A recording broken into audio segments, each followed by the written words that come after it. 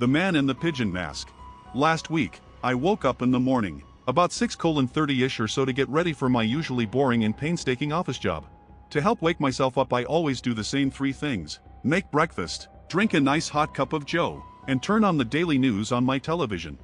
The news usually shows the same old stories, being the weather, a robbery, car crash, or some lunatic having road rage after being cut off on the freeway. But the story this time was different.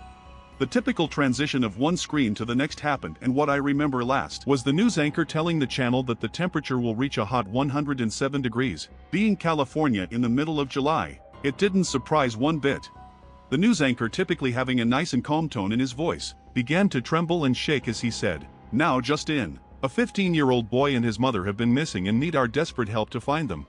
That's AWF. I got caught off before I could finish talking to myself. "We need your help right now to find them, or else they will die. Please find them. Please find them." The news anchor's voice began to turn demonic and sounded very creepy as he continued to yell hysterically with a snarl under his breath. "Find them now," the anchor says one last time before the TV off and a still text on the screen was shown which read, "Sorry Channel 36 viewers. This station has been hijacked and we will fix it as soon as possible. Thank you." Some dumbass teens, I thought to myself. I then looked up at my clock and realized I had been too invested in the story that I was running late for work. I ran out the door without thinking and sped up like a race car to work. As I arrive, I pull into the parking garage in which we have to park at. This is because the building in which I work in has lots of other companies and agencies, making a regular parking lot way too small for the amount of people that is in the building. I go up into the parking garage, and as I go to find a spot, I notice this dark gray van pull up behind me from a parking spot that it was in before. The windshield is tinted so I can't see clearly who is driving this van.